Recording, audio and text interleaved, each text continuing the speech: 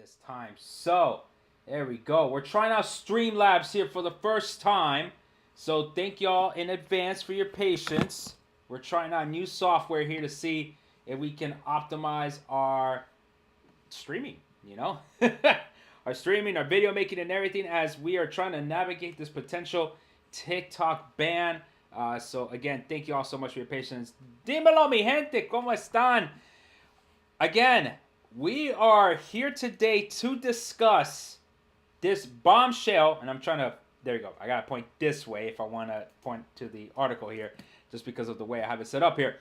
We're discussing this bombshell article by Henry Bushnell of Yahoo Sports, who has basically really uncovered some very big problems with the World Cup in relation to the visas. So the whole premise here, right, to kind of set up where we're at the moment, is that the whole idea was that for the 2026 World Cup being the biggest tournament in FIFA's history, 3 countries, 16 cities, 104 matches, okay, that we were going to invite the entire world to this event, right? And that folks will be able to enjoy the World Cup in this massive event. If Qatar was like a Disney World version of the World Cup, in terms of just size and everything, okay? Don't come after me for all the other comments. Then this 2026 World Cup was going to be a mega event, right? And funny enough, it would be launching the mega decade of sports here in the United States. The problem has been the lack of organization by the United States government when it comes to this issue of organizing the visas that would allow these fans to be able to come in for the 2026 World Cup. Okay? And so, we're now in this complicated situation, okay, where we might not be able to give, if not hundreds of thousands, if not millions of visas, not even tens of thousands of visas to World Cup fans coming in, okay, to the United States, or wishing to come to the United States to witness the World Cup here in the United States because of 2 fundamental issues. One, the State Department and their inability to really understand the nuance involved and surrounding the 2026 World Cup. And then second, Trump and to some extent Biden. This is a bipartisan failure of the United States and its political parties to properly organize the 2026 FIFA World Cup. So let's go ahead, okay? And I'm trying to organize right now some quick content here for my Instagram and TikTok followers. So just hang on tight as we quickly organize ourselves here. But what we're gonna do is we're gonna review this article by Henry Bushnell, and then we're gonna go ahead and pretty much discuss it. I'm gonna add some perspectives in regards to some perspectives regarding travel, some history, some politics, of course. I mean, that just has to be it. Let's add some of those perspectives to this story and into pretty much this whole situation, because we are 18 months to go, less than 18 months to go now, to the start of the 2026 FIFA World Cup, and we are woefully unprepared. I mean, if this is how we're going to show up for the world, right? In the sense that this is what we're going to tell the world. Oh, sorry, we have the biggest sporting event in human history, right? Just by countries, cities, expected fans, etc., etc., etc. We have the biggest sporting event in human history. But oh yeah, you can't come. Like that's absolutely in no way, shape, or form fair, right? And so we're going to discuss the ramifications of denying these thousands or millions of fans the ability to come to this World Cup. We're going to discuss those ramifications for the United States, because this is significant. This isn't great, they don't come, I get to have more tickets. Probably you wouldn't even have the money for those tickets. And then two, the economic loss that we're going to have is going to be insane. Okay? More than anything else. Okay, so we're going to go ahead through this article. I just posted up on Insta right here. So again, give me your, I ask for your patience. Thank you so much for that. I'm trying to make sure that all of my platforms are pretty much ready to go to discuss this very important topic. Of course, if you have any questions, any comments, please let me know, okay, in the comments as well, okay. So we're gonna go ahead and do that. All right, let me see here. So we got Instagram going, and I think that probably will be it. So let's just keep it to Instagram, and we'll go from there. Okay.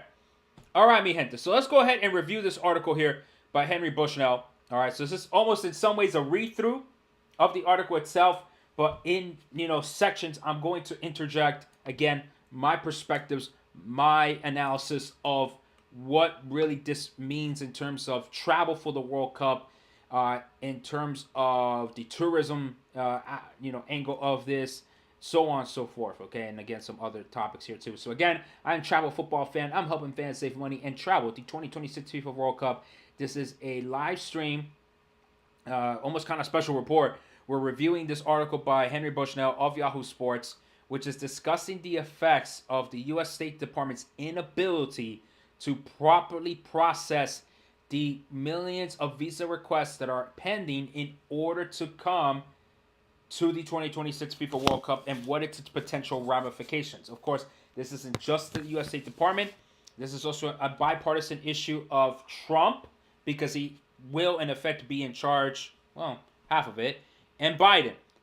So we're going to see how both of these administrations have also failed in ensuring that access for millions of foreign fans being able to come to this World Cup, they failed in that regard, okay? So let's go ahead dive into this article here. So the 6 million fans will come from Asia, Latin America, from Africa, Europe, from across the globe. Again, and by we, I should also indicate here, FIFA sold this World Cup as the greatest spectacle of celebration and inclusivity, FIFA President Gianni Infantino has said, and the biggest, best, most inclusive FIFA World Cup ever. With 17 months, instead of 18, 17 months until kickoff, however, it is dogged by festering concerns that some of those millions won't be allowed to enter the U.S. because they won't be able to get U.S. visas.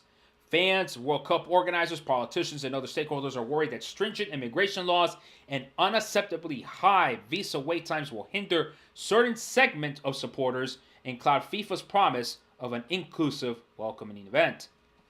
Many of those supporters from non-European countries will need to interview for a visa.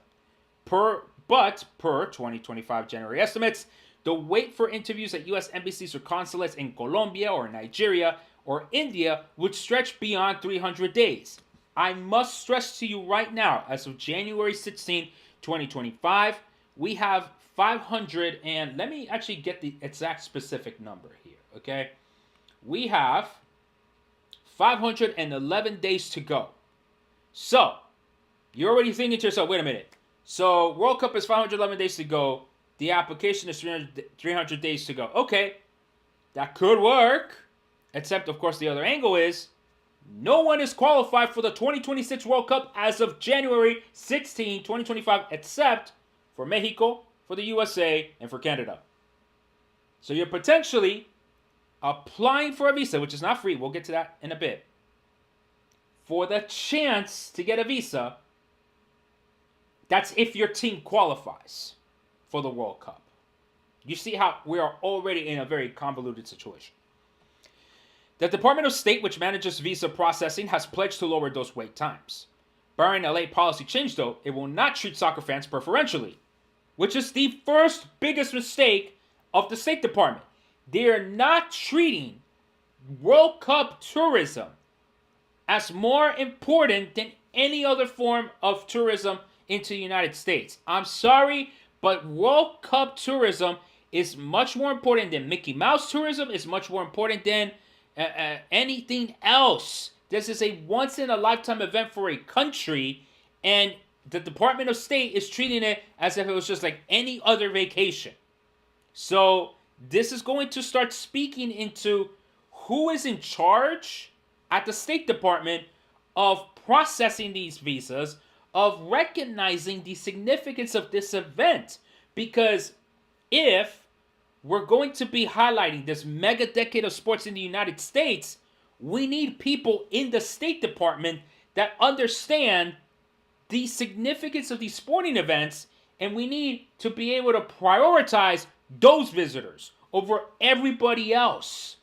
Or else, then what's the point of having those events here in the United States? For domestic consumption, that's not really the point of these events.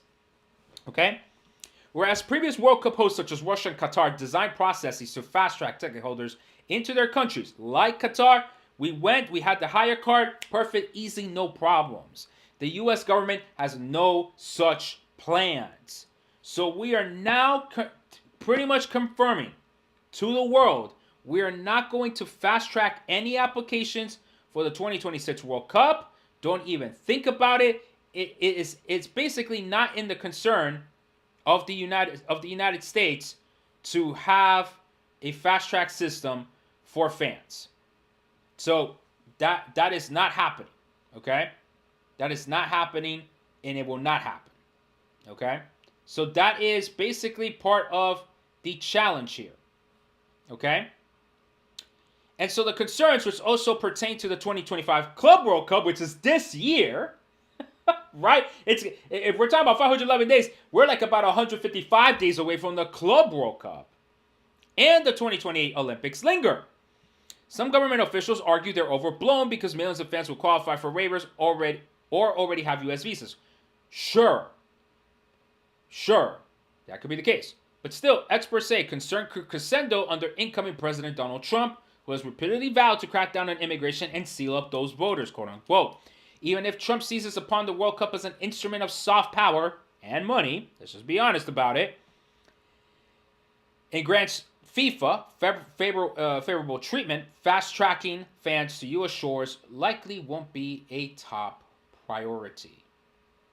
So, we are going to be in a situation where Trump and pretty much the White House, the Trump administration, will not really care too much about wanting to make it easy for World Cup fans to come to the United States. That's kind of a given as it is, okay? Because that's what led to their political victory in the November 2024 elections. They said to seal up the voters.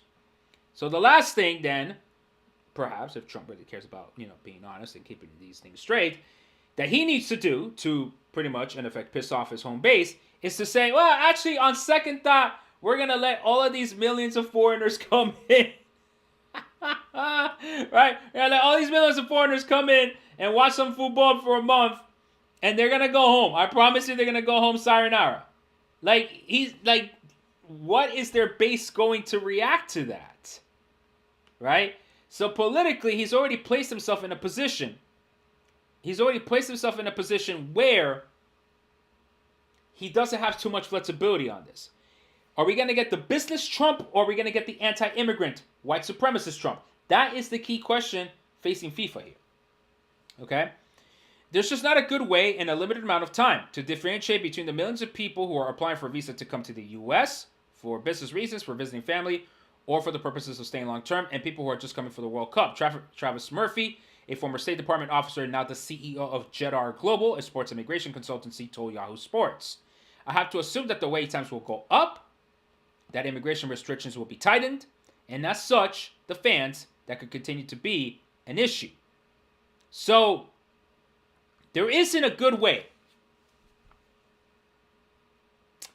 Hasn't the United States, along with Mexico and Canada, but this is specifically to the U.S., haven't they had 8 years to plan for this? And I get it. COVID was in the way, right? 2021. But the U.S. had 8 years to fix this, to organize this, to set up a task force that would be able to transition from Trump to Biden and now back to Trump to get this organized. And you are telling me that now we have run out of time on something as fundamentally basic to the World Cup as is allowing an expedited visa process for World Cup fans. So already, we are already seeing from a failure of government, this is the first one. The State Department failed to understand the importance and the significance of this tournament and the rush and the demand of millions of fans wanting to come here to the United States to see this tournament.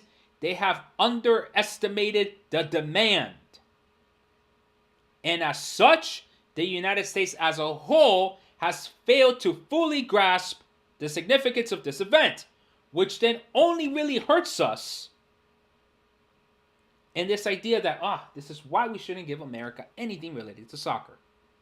Or football, I should say.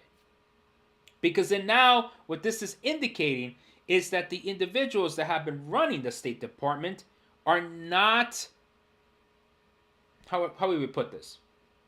They don't fully understand the importance of the World Cup. They don't understand football. They don't understand these sports. The United States wants to make a decade of sports, and yet it does not understand what leads to its success. So that's one problem there, okay? All right, so let's discuss the U.S. visa process, because here is where you're going to begin to see how complicated it is right now. And again, I'm pointing to that 8 years as, hey, we had the time to fix this. We had the time to think about this. We had the time to really work out a plan that would meet all of the political demands from the left and the right. But we refused, or we just completely dropped the ball, okay? Underpinning the issue, which will disproportionately affect fans from Latin America and Africa, so this is also a bit racist. Not a bit racist, completely racist. Okay? It's a visa process that's complicated and time-consuming. The U.S. welcomes tens of millions of visitors annually, but it does not just welcome anyone. U.S. law requires most foreigners to establish that they have no intention of abandoning their native country. That's fine. That they're visiting the U.S. temporarily rather than intending to immigrate. Okay? Yeah, that makes sense, right? So, to secure a B visitor visa, they must first fill out the DS-160, an online form that takes approximately 90 minutes to complete, per the State Department. They must submit documentation and personal details, education and work histories, the U.S. itinerary, if they have one, which, how would they have one if they don't know where their country is playing during the 2026 World Cup? Right? Their history of international travel, what if this is their first time? And more. They must do this all in English. And then pay a $185 application fee. And schedule an in-person appointment at a U.S. embassy or consulate. So now you're already seeing just the logistical hurdles already to even have a chance to go up to an consulate official, to even talk to them, to be like, yo, so this is why I want a visa to come to the USA. It's called the World Cup. Soy colombiano. And remember, I have to talk to these people in English. Fine. I want to go to America, to watch Colombia, World Cup. I don't know where I'm going because Colombia is not in the World Cup yet. But can you please let me in? So you're already beginning to see that this process, right, of the B visitor visa does not match where we are at right now with the World Cup.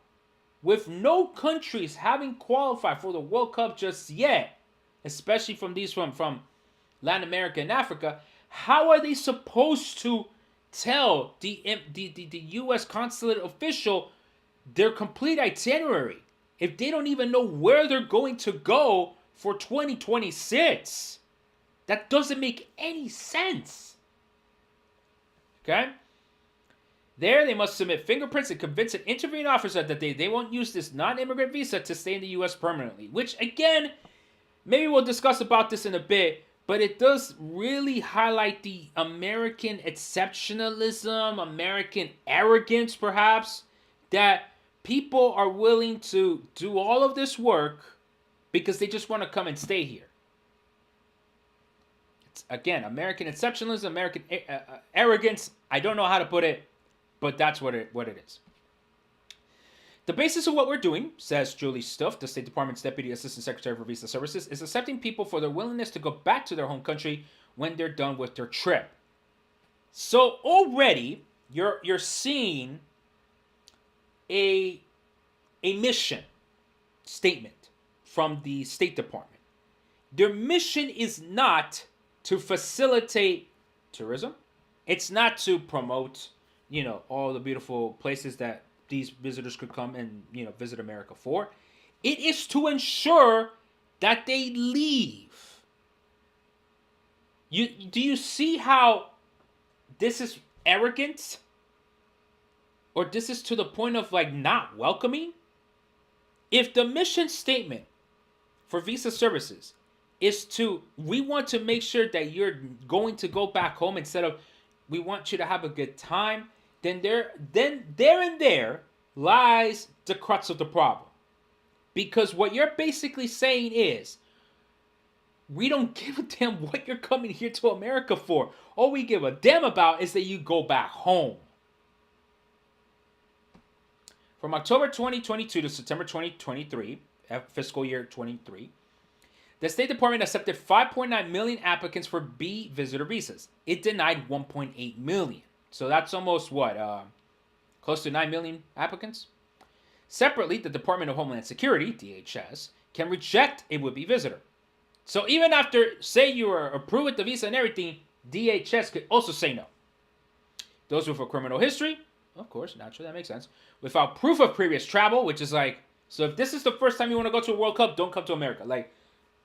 I'm telling you, en Latinoamérica y en África, si esta es la primera vez que vos estás viajando por el mundo y quieres venir para el Mundial 2026, ni lo atenten, hermano, porque te lo van a rechazar. Te van a rechazar la visa porque no tienes una historia previa de viajando a otros países. Te lo van a rechazar de una vez, te lo digo de una vez, hermano. Discúlpame, no les quiero romper el sueño del Mundial, pero así lo quieren hacer. All right?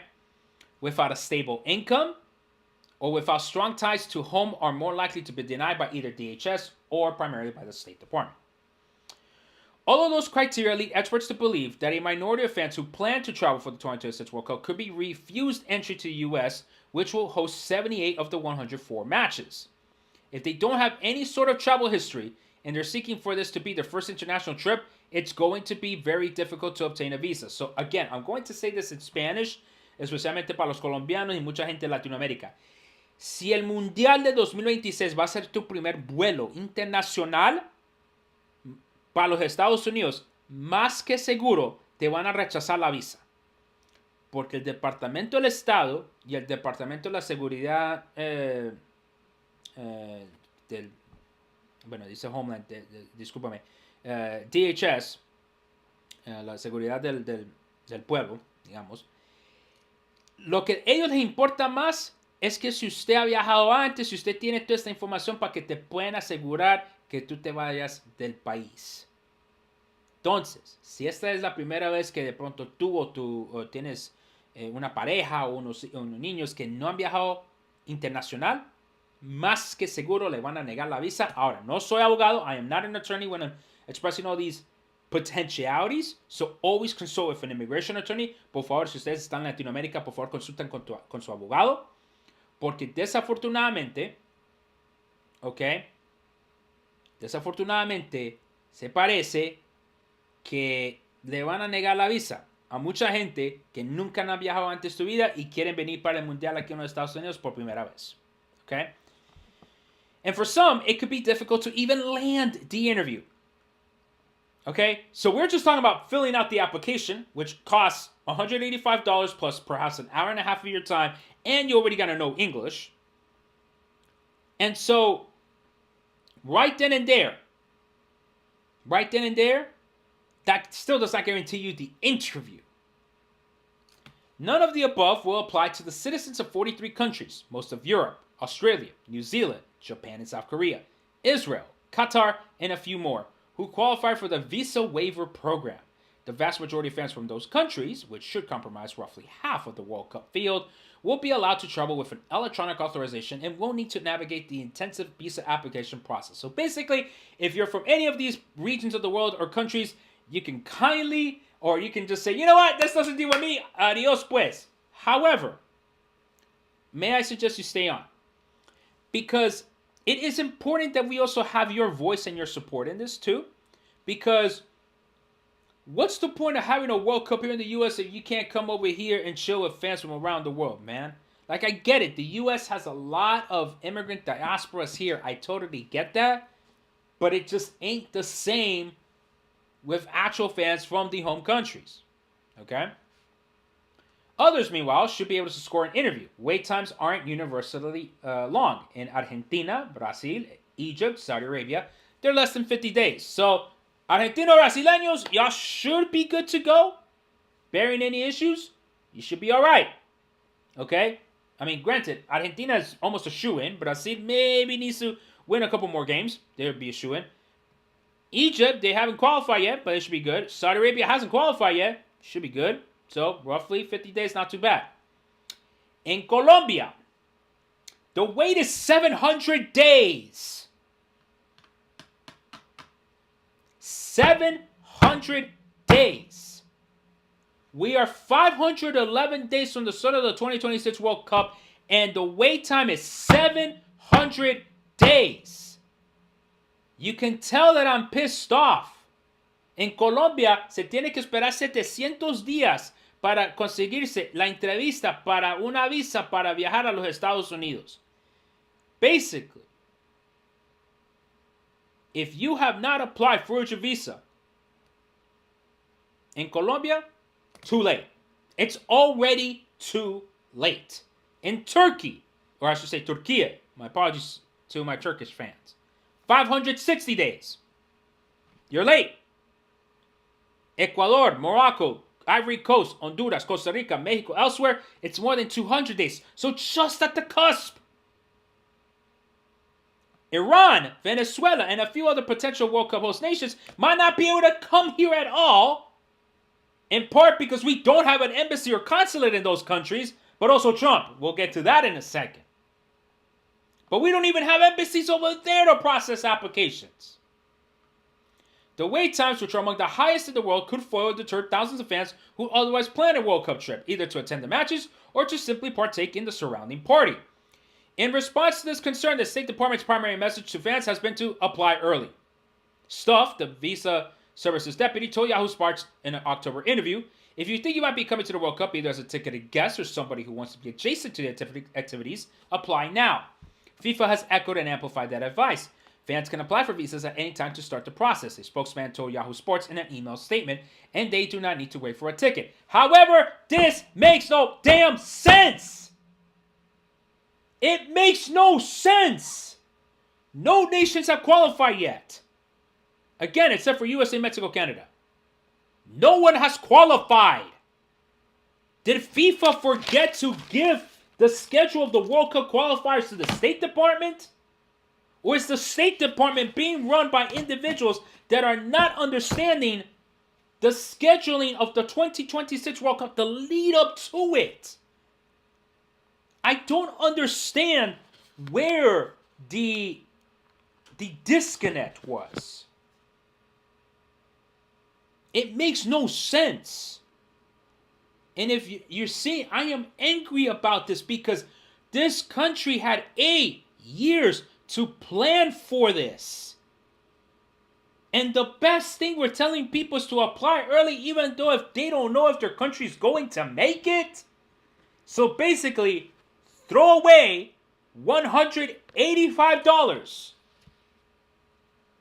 That's what the State Department is running here at this point. It's almost a scam. Almost. Don't come at me. But you're basically telling people, pay $185 for the chance to get a visa and for the chance to then get the interview and then to get a chance for the tickets. Even though your country might not be qualified for the World Cup just yet. That doesn't make any sense, State Department. You literally have no one in the State Department that understands how tone deaf that is to World Cup fans. To tell them, just apply early. Again, the American ignorance, arrogance, exceptionalism is really displaying itself here with the State Department. The vast majority who need to apply, therefore, will probably do so between the fall of 2025, when most teams will qualify, and when the tickets will go on sale, and the spring of 2026. The U.S. government's task will be to meet that surging demand. Short window of time. So, why won't the U.S. give the World Cup this special treatment? Okay? Now, this idea was circulated. It's not like no one told the State Department, hey, maybe you should create a special visa for this. Such a system, though, would likely apply only to accredited individuals, athletes, coaches, staff, administrators, and perhaps media, commercial partners, volunteers, and stadium workers. But we have enough stadium workers. I don't even understand that one. Opening it to fans, or waiving the visa requirement, as Russia did in 2018 with its fan ID system, was always considered unlikely in the world's wealthiest country, where, unlike in Russia, Qatar, there's suspicion that foreigners would use the World Cup as a false pretense to immigrate. And here is where we're going to crack that stupid idea to smithereens. Of the 9.8 million people from non-North America, non-visa waiver program countries who entered the U.S. as visitors and were expected to depart in fiscal year 2023, a suspected 298,560, around 3%, overstayed their B visas and remain in the country. We are making a big fuss about 3% of people overstaying their visa. Again, the American ignorance and arrogance is showing itself. We are so damn concerned about these people leaving. We are making this system so unattractive for visitors of the mostly of the global South to come to America for the 2026 World Cup. So it's purposely set up to favor European immigration, Australia, New Zealand, Japan, South Korea, Israel, Qatar, but not the majority of the global South. It's baked into their entire system here. And again, they had 8 years to maybe relook at this and say, you know what, we need to make some changes here because we are going to have a lot of fans coming from down south up north. And what about allowing fans to skip the months-long lines for visa interviews, which could leave them waiting until the World Cup is over? That, as one person close to the issue said, wouldn't be fair to the people that miss weddings, that miss funerals, that miss important opportunities professionally. This is the World Cup! I don't understand! This is the World Cup! We had 8 years to plan for this! Plus one government official reason to Yahoo Sports, it would rankle Disney and hundreds of other companies. Jesus! Maybe we should create visas for Disney travel. There's a general mentality within the State Department, Murphy says, that all applicants are treated equally. No, they're not being treated equally. No. You're already discriminating against most fans of the global South. It ain't equal, mi gente. That is not equal. You're already discriminating a vast majority of fans from the global South. That is not equal. Besides, the creation of a special visa would probably require new legislation, which is why this needed to happen years ago. Trump or Biden, I don't care. It needed to happen years ago. A bill would have to charge to the labyrinth of Congress, which we already know it's crazy, and they only care about tightening border security and not loosening it. Even if one were conceived, introduced, and passed and signed into law for the World Cup, it's basically too late. Tiffany Durrance, a former State Department official and current senior counsel at the immigration law firm BAL, told Yahoo Sports. Implementation might require technology. Anything involving technology and changes to an existing system, Durrance explained, are just a lot harder than it might seem to implement and take time. Because it has to hit on a number of different systems and across a number of different agencies. So, in talks with DHS and the State Department, FIFA has focused on operating within the current boundaries. Soccer's global governing body, in addition to sorting through visa processes for World Cup participants, has urged State Department to address the wait times for fans. Multiple people involved in the discussion told Yahoo Sports. The hope is that the State Department will hustle resources and personnel countries who qualify for the World Cup. It is already sending temporary additional staff to Colombia and extending operating hours. Allegedly. They didn't say by how much, though. Tourist and business travelers should see appointment availability increase and wait times fall in the coming months. But here comes Trump. Here comes Trump, mi gente, who has already said he's going to deport 20 million people. He's going to close up the borders. Let's take a pause. By the way, if you got questions, put them in the chat. If you got any questions. But, oh my God. So now we've already talked about the failures of the State Department. A organization that has failed to understand the nuance and the significance of the 2026 World Cup. It has failed to understand its primacy in relation to everything else. And even though it is an organization that states that seeks equal treatment of all applicants, in reality, it has created an institution and a visa application process that seeks to discriminate fans from the global south under the guise of, well, we're just treating all applicants fairly. All right, let's see what Trumpito got for us. All right, the wait times largely stem from the COVID-19 pandemic. Yes, we do know this. The State Department struggled to keep pace with the demands for visas. You know, as afterwards, people just wanted to travel all over the place, of course. We know that. It is now processing record numbers of applicants, 12.9 million non-immigrants in 2023, but knows it must do more. We're doing everything we can to ramp up our capacity to make sure that everyone who's coming to this country for those sporting events as well as for anything else get their visas in a timely manner. On Monday, however, we have a new administration. Okay? One that is, quote-unquote, not particularly friendly to immigrants and foreign nationals previously. We know this. Trump is anti-immigrant. We know this. This is not for debate. So there is a lot of concern, according to Darren's, with how the incoming administration will handle the World Cup visitors while maintaining the appearance of keeping their immigration agenda, which is likely going to include travel bans and create significant hurdles to obtain a visa. Trump, amid similar concerns in 2018 when the U.S., Canada, and Mexico were bidding for the World Cup, signed a letter to Infantino that stated in part, I am confident that all eligible athletes, officials, and fans from all countries around the world will be able to enter the U.S. without discrimination. Again, is this the business Trump that's talking? Perhaps. But a lot of time has passed. Are we going to get the business Trump, or are we going to get the anti-immigrant Trump? Also, in his first term, though, Trump suspended some visa interview waivers and amended a President Barack Obama executive order to remove a command that 80% of non-immigrant visa applicants should be interviewed within 3 weeks of receipt of application. Similar moves 8 years later could, experts say, further complicate World Cup travel. There's potential to start seeing wait times going back up instead of down, Darren says, so we're processing overall in greater scrutiny. So basically, make the process so difficult and so just uninteresting and complicated that you deter fans from coming for the 2026 World Cup. So again, if you're watching this, right, and we are now almost 40 minutes into this live stream, and you're saying to yourself, well, this sounds fantastic news. More tickets will be available. Maybe airline prices will go down. No, it won't. Just because you have less people from outside doesn't mean that demand from inside the country is going to not increase. And who's to say that you have extra money to buy up those tickets? You just won't, okay? Or even, if that, maybe that logic train might not make so much sense, the point is, this is supposed to be an international affair. And it's not going to be an international affair.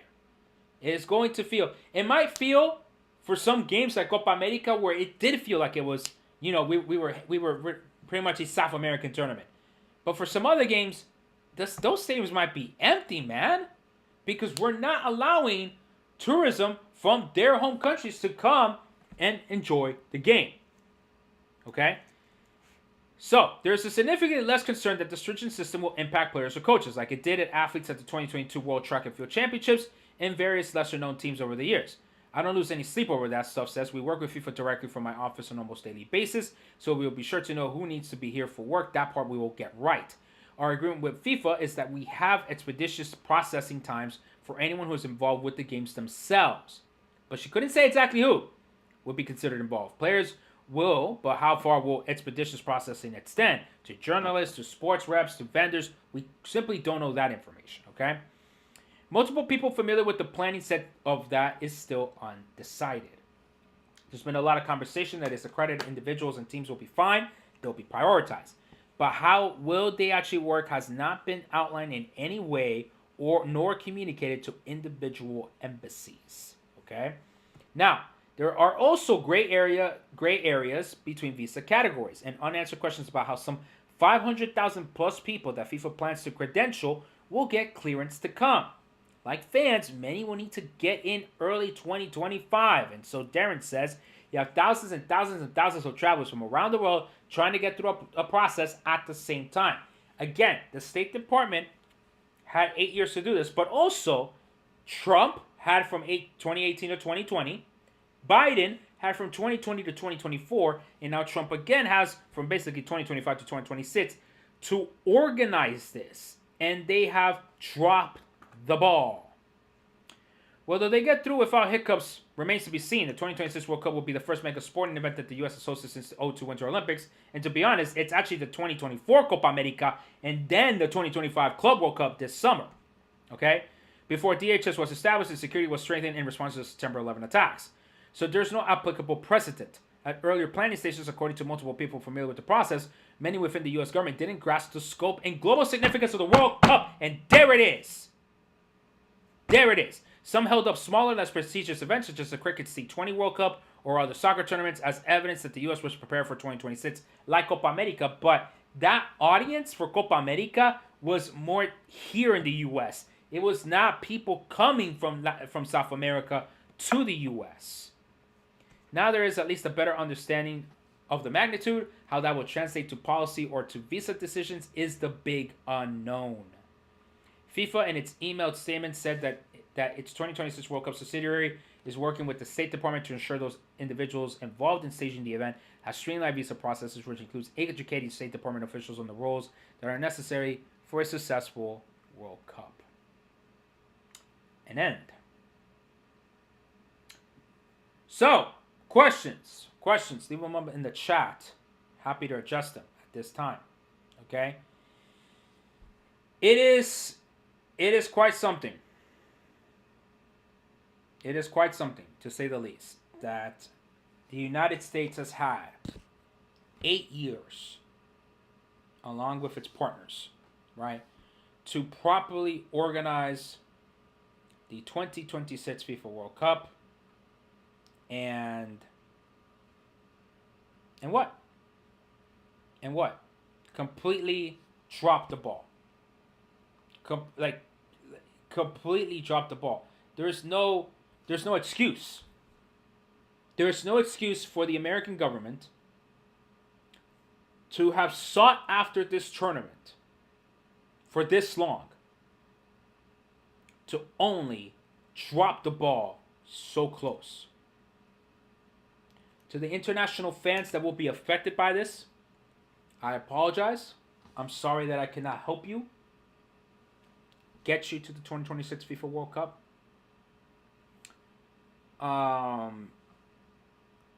It really does hit home, especially because, being Colombian American, there's a sense of just this continued discrimination of, how they see Colombian fans. Now, have we helped our image out? No, I have to address that point too. We have not helped out our own image, especially with the scenes at the Copa America final in 2024. But if there's something to be said, right?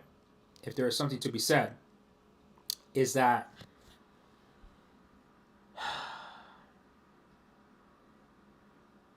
this is not how it was supposed to be.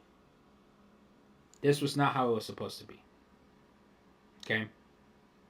This World Cup was not supposed to be this.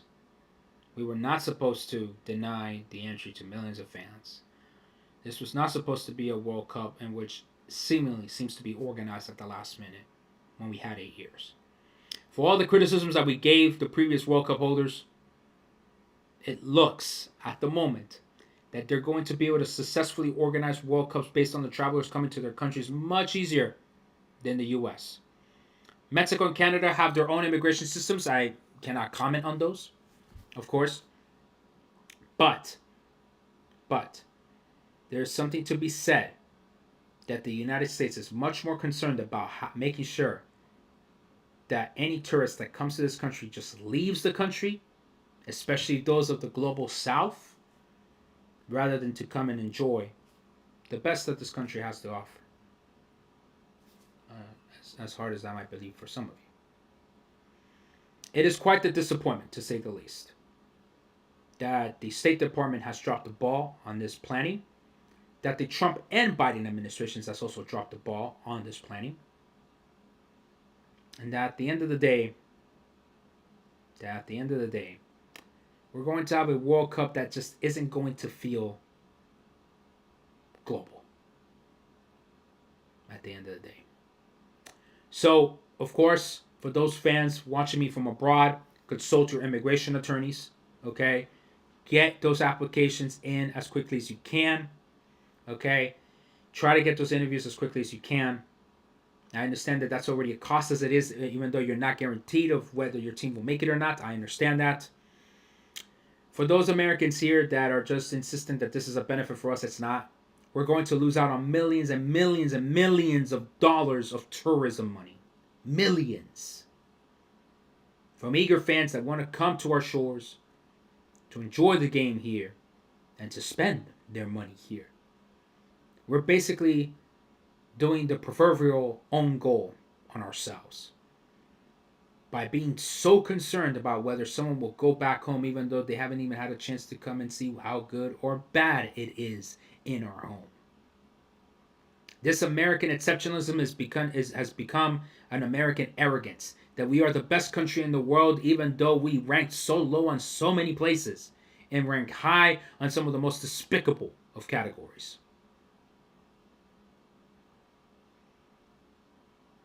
I'm an American because I was born here in the United States. I'm a citizen. Pero la sangre mía y la cultura mía es colombiana. Y me duele la alma que mi pueblo no puede venir aquí a los Estados Unidos por tener esa historia desafortunada de la violencia, del narcotráfico, todo lo que involucra todo eso. Da pena que muchos de los países del mundo sur tengan, por una razón u otra, todas estas barreras para poder viajar para ver a su equipo en el mundial. Yo me dediqué a ayudar a los fanáticos cómo ahorrar dinero y viajar a este mundial del 2026. Me da mucha pena que yo no voy a poder ayudar a muchos de ustedes por razones fuera de mi control. Desafortunadamente, vivo en un país que es racista. Tiene leyes en puesto para asegurar que cierta gente no pueda venir a este país. Yo soy producto de una inmigración de mis padres que vinieron de Colombia. Yo sé de lo que hablo porque yo tengo esa experiencia de ser un hijo americano de padres colombianos que he tenido que sufrir por pobreza, por deportación y por aceptación, o ser aceptado, mejor dicho, aceptación. Acceptance es lo que quería decir en inglés. Ser aceptado aquí en los Estados Unidos. El punto es esto. Ojalá los puedo ver en el 2026, en el próximo partido del Mundial. Ojalá que ustedes puedan llegar aquí a los Estados Unidos, y si no, ojalá que puedan disfrutar partidos en Canadá o en México, pero con la misma idea, que me pueden seguir aquí en mi YouTube, okay? That you can follow me on YouTube to learn how to travel these games. That if you can only go to Canada or Mexico, I hope you get to enjoy the best World Cup you can in Canada or Mexico, or both, and just screw the US at that point. Thank you, mi gente. This was a review of the article by Henry Bushnell. There's probably more thoughts I could come up with at this time, but I guess I'm just too angry at my own country for how arrogant it wants to be.